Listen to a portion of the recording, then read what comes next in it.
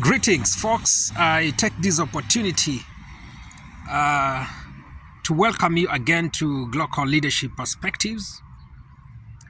It is said that show me your friends and I'll be able to show you your true character.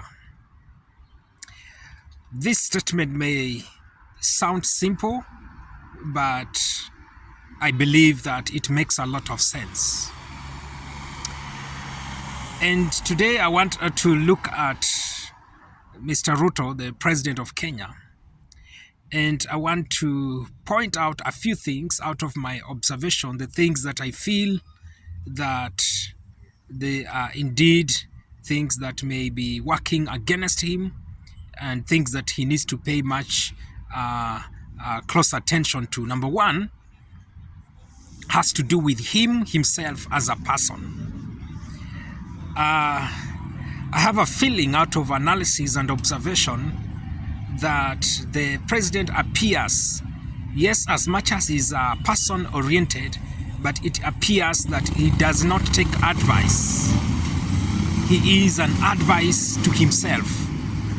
And this definitely, as a leader, a person who is leading an entire country, if you cannot listen to advice, if you are an advice of your own, then I don't believe that indeed you're going to go far, because nobody's a monopoly of knowledge, nobody's a monopoly of wisdom, and so he needs to give an ear to others. And I feel by the virtue that he cannot listen to others, or he doesn't have not he doesn't have, but he basically doesn't, he is an advice to himself, then this will really not give him an opportunity to provide good leadership where the country is concerned. Number two, in regard to the same advice, the kind of the advisors, the kind of the people around him, I tend to think they are people that are not giving him the genuine advice. It may take two perspectives. One, he may be getting a genuine advice, but he is not willing to listen to it, or he is being given a genuine advice, or alternatively, he is not getting genuine advice from the people around him who needs to advise him. So basically, who are his advisors in all the aspects of governance and leadership and government? Who are his advisors? Does he listen to these advisors? Do these advisors advise him adequately and in a way that makes sense? Because I feel that most of the people around him, these are people who have their own interest, and so sometimes they may not advise him well. Let me try to break down this for us to be able to understand. For example, within the Kenya Kwanza government, there is a feeling there are quite a number of fractions, groups that have emerged. We have those who seems to be flexible or listening, and there are those who are completely radical and very hard. And these people are surrounding the president. And so if he is to, if some of the people advising him from the camp of those who are radicals and hardliners, then their advice will not be similar as to others who seems to be flexible and moderate. Good example, for example, if you look at the CS for Interior, he appears to be moderate, though sometimes he's overtaken and overpowered by the radicals and the strong ones. And if you look at others, they are the opposite of him. So that is item number two that really works against him. Item number three, and this I want to say it without missing words, has to do with the president of Uganda, Mr. Museveni. You will realize, and I want you to observe the times that Ruto has gone to Uganda to either to pass by there because nothing happens by coincidence in these kind of things where politics and leadership is concerned. Anytime he passes there and when he comes back, he appears to be talking harsh and giving ultimatums. In other words, it is a clear indication that he has received an advice that is contrary to what he would have received from other quarters. An advice that equates to the radicals I'm talking about that surrounds the president. And I want to feel that Mr. Museveni would most likely and probably advise him to take a radical decision that at the end of the day is not going to serve his interest.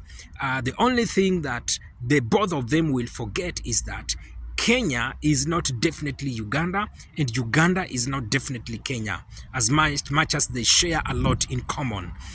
Contexts are different, circumstances are different, and situations are different. The things that work in Uganda, they cannot work in Kenya.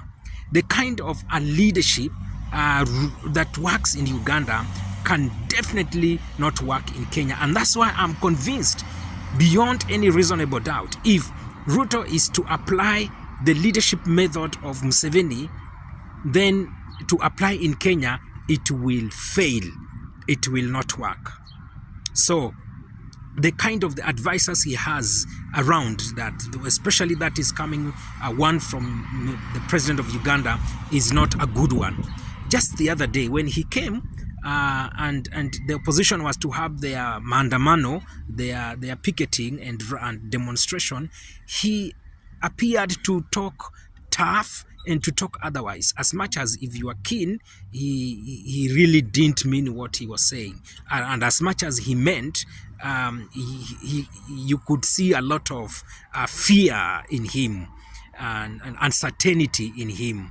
And so that is number 3. And number 4, I want to say it with all the clarity, and this has to do especially with the superpowers, the Americans, and also this has to do with the Britons, the people that it has been said clearly that they helped him to bring him into power. This kind of people are helping, are aiding to give the president a certain kind of confidence. I don't know whether you will call it legitimate confidence or pseudo kind of confidence, a plastic confidence, but by the fact that he knows, Mr. Ruto, that these people are behind him, this gives him certain kind of confidence that he can maneuver and do things and probably go away scot-free. And this is very ridiculous, because most of the time the government has always stood with the opposition, because I mean these nations have always stood with the oppositions, because the government has always stood or done things that are not promoting sometimes democracy and not there for the people. And so this time round is different. The Americans, for example, they are with the government. They are dining with the government on the same table, and the opposition is left to fight by themselves. Of course, there are many reasons why that has happened. Maybe we may look at it at some other time. But the fact that these people are giving him the back, it is giving Ruto a certain kind of authority and confidence that he can maneuver and do things. Otherwise, the day they will turn against him and appear not to be supporting him, that man will begin to look for Mr. Odinga with all the seriousness that he should have done from the word go. So that is another thing that I feel is indeed an issue that is really making the president not to do the best and do the right thing that he's supposed to do. So those, among many other things, are not helping him to provide good leadership. Instead, they are really aiding him to fail and to continue providing very poor leadership where the country is concerned, especially during such a crisis moment as this. And this, of course, I could be wrong. Or I could be right, but in this case, I'm convinced that this kind of things I'm talking about, they make a lot of sense and they can pass the test of time. So I pray that the Lord will bless Kenya and that the Lord will help him, the president as a leader who's there currently, who will see the need of doing the right thing that he needs to do in order the country may grow to greater heights and to heights that will see everybody living a dignified and a human life. So the King bless Kenya and the King bless you.